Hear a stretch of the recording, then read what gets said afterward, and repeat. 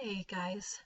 Um, I've been so anxious to share this dream with you guys all day, and it just seems like I don't know how to say it because it was very emotional, and every time I would start to think about it, I'd get emotional, and so I made a PowerPoint, and I did like how it turned out, so I'm just gonna make a video and bear with me if I get emotional again. Okay, so I'm just gonna get right to the dream. I dreamt I was walking into this huge building. I can't even describe it as a building. It was enormous. And it felt new, like a new structure. And I start to walk in and I'm just taking it all in. It's beautiful. Um, and it's one of those feelings where you walk into a church and you just see the ceiling is so high. It, it's, I can't figure out the right word to describe it, but just like a feeling of exaltation. So I think I explore a little bit, but I'm come over with the feeling of Jesus in this building. And so I just get this euphoria and this beautiful feeling of love. And I just say, oh gosh, I wish I could fly. And all of a sudden I start to lift up and I'm lifting and I'm like, I'm flying. It just feels so amazing. And I haven't had a dream like that in a very long time where I just had time to just zoom around and fly, and I feel so free and light. And I feel the presence of Jesus even closer now. And I just want to find him. I know he's here. I'm going to find him. So I'm flying and flying, and I'm going, Jesus, Jesus. I'm just like yelling out his name, and I'm getting higher, and I feel his presence. And I zoom over to that part of the building, and I turn a corner, and oh, he was just there. And then I feel his presence over here, and so I start to zoom over to that part, and I hear his breath, and I'm like, he's just there, and I just feel it, and as I feel like I'm getting closer and closer to him as I'm moving around this building, and I'm just going, Jesus, Jesus, just yelling to him, or I think I'm saying, where are you? Just calling out to him, and as I'm flying up, I'm slowly making my way higher and higher and higher into this huge building. And so then it starts to change as I get really high up. And this building is so unique. I can't describe it. It's like I go over and there's like these big arched things, but then there's these also wooden beams, like structural, and I feel like there's like little homes or something. It's like you could only get to it if you're flying. It was so weird. Like I'd go up and I'd explore this little part, and I come over here and I explore, and all the time I'm just like just right, like one step behind Jesus, and I feel like he's watching me. I feel like he's like I have this feeling like there's this anticipation, like he's watching me, and but he can't show me himself just yet. And so, but then it starts to change, and as I get really up high, I start to hear men's voices, like shouting men, and I realize it's the Pharisees, and they're shouting at him. And I realize I'm listening in just the last few hours before he's about to be crucified. And I can feel him. I can feel what he's feeling. The Pharisees, they hate him. They want to kill him.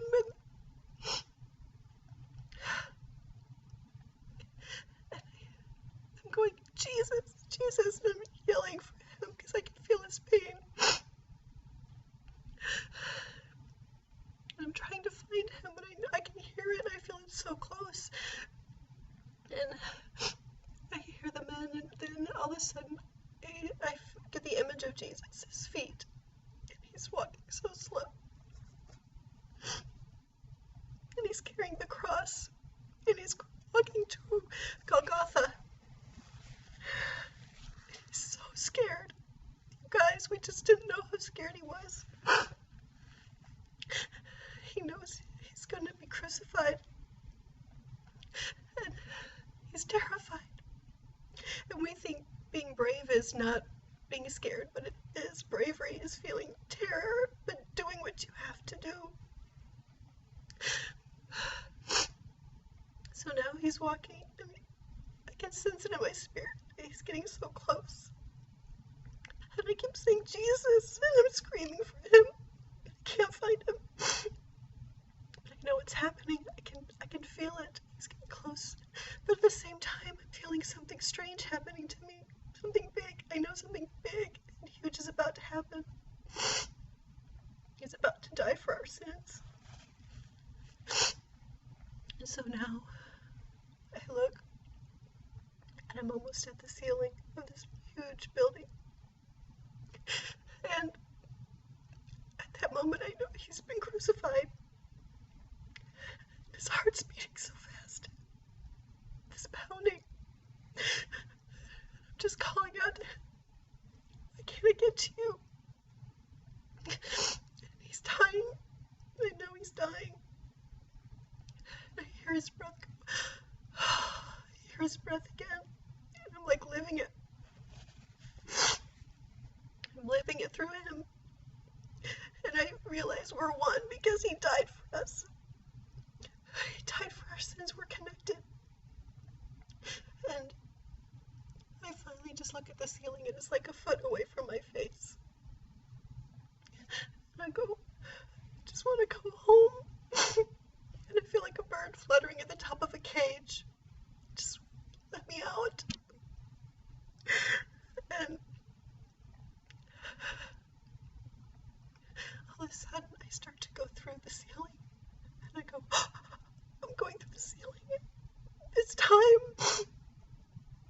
And I knew that meant something huge. I don't understand, but I know it meant something huge. Like, all this time we've been bumping at the ceiling. We've gotten to where we need to be as a bride. We're ready. We're finally ready. We weren't ready 4 years ago. It was 4 years ago when the angels came to me in my dream and they said, if it was time, would you be ready? And I said, no, I'm not ready. There's so much more I have to do. This dream showed me I'm finally ready. I looked at that ceiling and I said, I'm ready. And slowly he was pulling me through it. It was so vivid. I could see the wood grain. As I went through, I could see the layers of the roof. As I went through, I could feel it. And then all of a sudden I'm through. And I come out of the roof and I look down and I can see the shingles of this building that I'm in. It was so vivid. I can see the grains in the shingles. And I look up and it's dark sky. And it's almost completely black. And it's nighttime. And all of a sudden I look up and I know he's right there. I start to shoot up into the sky. And my hand is reached out to him and his hand's reached out to me. And our fingers are like this close. He was trying to touch my fingers. He's like, you're almost here. And then I woke up.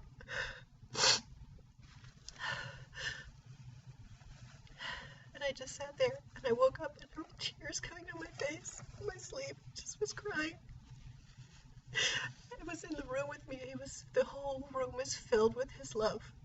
It was so incredible. And in my heart, I knew it's time. He made I just was in his presence. I breathed his breath. I could feel it. The connection is so real, guys. When I felt what he was going through, I realized we are meant to be one. We are meant to be one with him. And I just laid in bed and I have tears crawling down and I said, and I'm thinking of him and I know his spirit is right here. And I said, Jesus. And before I can even get the words out, I was going to say, Jesus, I long for you. Before I could even say that, I heard him say, Elizabeth, I long for you. Elizabeth is my name. Zab is short for Elizabeth. And at that moment when he said that, I just had to get out of bed because of the sobs. And I ran into the closet and closed the door so I wouldn't wake up anybody. And I just sobbed and sobbed and cried and cried. I've never cried so hard in my life because I had a taste of our home. I had a taste of home.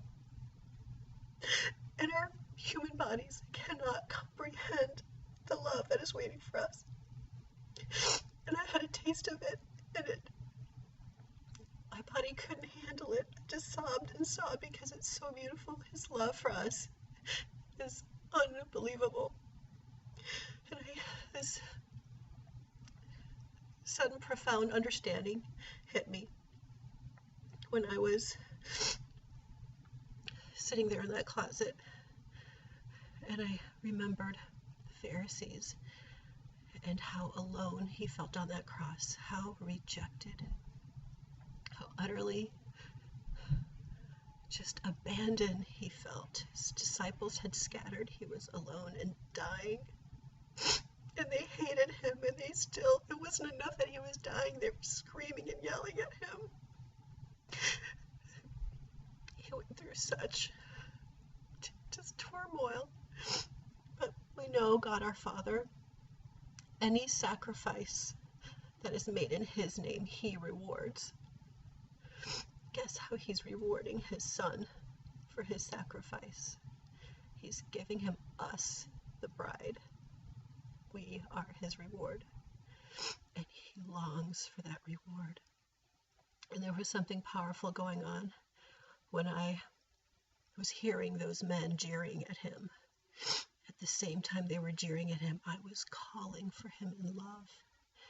And I realized the part of his heart that just got broken at that crucifixion is filled with the bride and their just devoted love for him. Devoted can't even describe it. We are filling a hole in his heart. And he yearns to be one with us because something is missing in his heart until we and he are one. That's why we are the bridegroom and the bride get married. That is our connection. You guys, it is time. It's time. And I just feel a call to action that we need to do. This has been on my spirit for the last week. We need to print out our prayer. We need to make it perfect and print it out because we're coming close. I don't know what it's trying to tell me, what this means, but I just feel like we need to be prepared for not having power. There could be some destruction. I feel like we're going to witness some of it before it happens. But for some reason, we need to have a hard copy of this prayer in our homes, not only for us, but when we're gone, for others to find. We need to keep our intercessory work alive even after we're gone and out of here. We need other souls to find him and know the truth and know how to reach him in prayer. There are going to be people who have no idea how to pray and what to do and how to protect themselves. You guys, we need to come together as a group. I know there are some people who get a little heartbroken with when they share things and other people don't agree. We need to stop that. This is not the platform for that. It's not about sharing your voice or feeling like you're trying to get people, to the truth. That's not our job in this group. It's to intercede and pray and save souls and undo some of the destruction and judgment that's about to hit, and do what we can as the body of Christ. So let's just unify our voices. Let's make it all about prayer. Let's edify each other. Let's encourage each other. If someone's sharing something that doesn't ring true in your spirit, just, tell them, okay, this doesn't ring true for me, but maybe for somebody else. Be careful, because there could be people making videos and you don't agree with them. But if even one sliver of the Holy Spirit is coming through in their video, you don't want to blaspheme the Holy Spirit. If one thing they say is from the Holy Spirit and you say it's not of God, you've just blasphemed and grieved. You've grieved the Holy Spirit. So be careful. Just don't. It's a difference between discernment, and there's a difference between that and judgment. Discern, you just turn your face away. Judgment, you turn and throw something at it. And we don't need that. So I know you guys are amazing. My brothers and sisters, you guys are just, we found our home with each other. We've got a taste of our home when we found each other. And there's so much more waiting for us. So I think the next day or so, if we even have, I don't even know how much time we have, but let's give it a day just to let me know. I'll put a post out there and you share with me what else you think we should add to the prayer. We make it perfect. You guys, we are a team. I don't see myself as the prophet of this group. I'm not, obviously, you know that. I consider myself more the foreman of building this thing, what we're building, and just trying to keep it together. And so I welcome your feedback. There is so much wisdom in our group. I can't tell you. I see somebody post a question, and like so many of you rush in and just help people. And there's so much wisdom. And we are so blessed. I'm just so blessed as a group to help each other and lift each other up and rush in to pray for each other. And one thing, as I was watching, I was getting ready this morning, and last night when I had that dream, it was about, I think, 2:20 in the morning when I woke up just out of that dream. And after sobbing in my closet for about 20 minutes, I finally pulled myself together and I said, I've got to get all this down on paper. I don't want to forget a single thing, and I got to share with my brothers and sisters.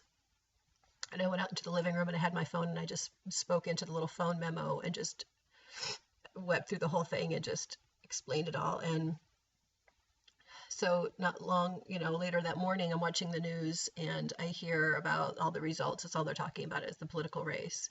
And I feel the Lord tell me, I'm giving them over to themselves, like Sodom and Gomorrah. He's given them over to themselves. You know about Sodom and Gomorrah in Genesis, and also in Romans, I think 1. I think I wrote it down, 1:28. And it says he's just giving them over. The Lord is letting the United States, the world, I don't know specifically where, but I know as I watch those politicians, they have just declined to a new low, and he's just saying, I give up.